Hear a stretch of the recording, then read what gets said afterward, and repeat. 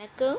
டிஎன்பிஎஸ்சிக்கு இந்திய பொருளாதாரம் மற்றும் வணிகம் ப்ரீவியஸ் இயர் கொஸ்டின்ஸ் பார்க்குறோம். அதில் 1999 குரூப் 1 கேட்கப்பட்ட question and answers. First question, தவணை விற்பனை முறையில் பொருளின் உரிமை வாங்கியவருக்கு பின்வருமாறு மாறுகிறது. அவர் முதல் தவணை தொகையை செலுத்திய உடனே அவர் கடைசி தவணை தொகையை செலுத்தும் போது கடைசி தவணை தொகை செலுத்திய 30 நாட்களுக்கு பிறகு ஏற்கனவே செய்து கொண்ட ஒப்பந்தத்தின்படி. ஆன்சர் பார்த்தீங்கன்னா, அவர் முதல் தவணை தொகையை செலுத்திய உடனே பொருளின் உரிமை வாங்கியவருக்கு மாறுகிறது. ஒரு வங்கி தொழிலில் அனுமதிக்கப்பட்ட அதிகபட்ச கூட்டாளிகளின் எண்ணிக்கை 10, 20, 30, 50. ஆன்சர் 10. அடுத்த கொஸ்டின், ஒரு கம்பெனியின் கடனீட்டு பத்திரம் வைத்திருப்பவர்கள் உறுப்பினர்கள், கடனீந்தோர், கடனாளிகள், இயக்குநர்கள். ஆன்சர் கடனீந்தோர். கீழ்கண்டவற்றில் எந்த ஒன்று மட்டும் சரியாக பொருந்துகிறது அப்படின்னு கேட்குறாங்க. இதில் ரயில் ரசீது கொடுப்பானை ரசீது சரக்குகளை ஏற்றுபவரின் பெயர் மற்றும் இடம், இது கிடையாது. ரயில் ரசீது கப்பல் வாடகை ஒப்பாவனம், வழிச்சீட்டு லாரி, கப்பல் ரசீது வான்வெளி அனுப்பீட்டு ரசீது. இதில் எந்த ஒன்று மட்டும் சரியாக பொருந்தது அப்படின்னு கேட்டிருக்காங்க. சரியாக பொருந்ததுன்னா வழிச்சீட்டு லாரி. அடுத்து, தமிழ்நாட்டில் கூட்டுறவு சங்கங்களில் குறைந்த அளவு உறுப்பினர்களின் எண்ணிக்கை 10, 15, 20, 25 கொடுத்துருக்காங்க. ஆன்சர் 25, 25. கீழ்காணும் கூற்றுகளை ஆய்க. கூட்டுறவு நிறுவனங்கள் லாபமீட்டும் நிறுவனம் இல்லை. கூட்டுறவு நிறுவனங்கள் அவர்கள் துறையின் ஆணையின்படி நடைபெறுகிறது. கூட்டுறவின் கொள்கைகள் அதனின் சட்டத்திற்கு சில சமயங்களில் மாறுபட்டு இருக்கிறது. கூட்டுறவு இயக்கம் பழமையானது. இக்கூற்றுகளில் ஒன்று மட்டும் சரியானது. அடுத்து 1 மற்றும் 2 சரியானவை.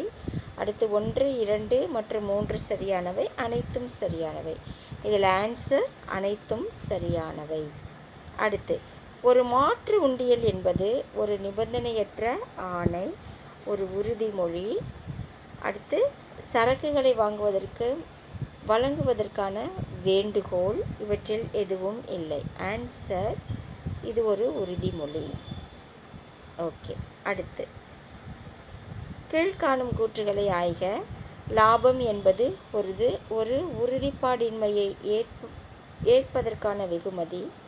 லாபம் என்பது இடர்பாட்டை ஏற்படுவதற்கான வெகுமதி. லாபம் என்பது முதலுக்கான வெகுமதி. லாபம் என்பது உழைப்புக்கான வெகுமதி. இதில் 1 மட்டும் சரியானது, 1 மற்றும் 2 சரியானது, 1, 2 மற்றும் 3 சரியானவை. அனைத்தும் சரியானவை. இதில் ஆன்சர் 1, 2 மற்றும் 3 சரியானவை. இந்திய ரிசர்வ் வங்கி துவங்கப்பட்ட வருடம் 1932, 1945, 1935, 1950. 1935.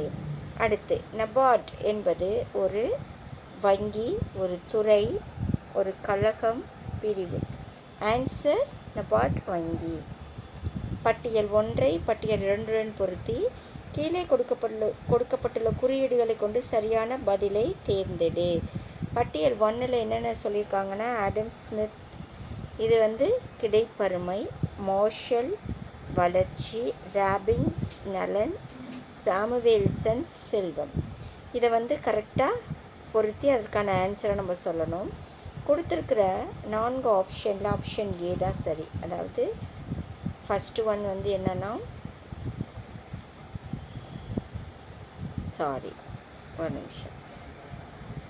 ஓகே, இதில் ஆப்ஷன் ஏ தான் கரெக்டு. ஆடம் ஸ்மித்னா செல்வம். செகண்டு மார்ஷல் நலன். அடுத்து ராபின்ஸ் கிடைப்பருமை. அடுத்து சாமுவேல்சன் வளர்ச்சி. இந்த வீடியோ இதோட முடியுது. இந்த வீடியோ உங்களுக்கு பிடிச்சிருக்குன்னு நினைக்கிறேன்.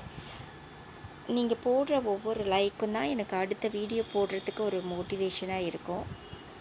லைக், ஷேர், கமெண்ட் பண்ணுங்கள். மறக்காமல் சப்ஸ்கிரைப் பண்ணுங்கள். நன்றி.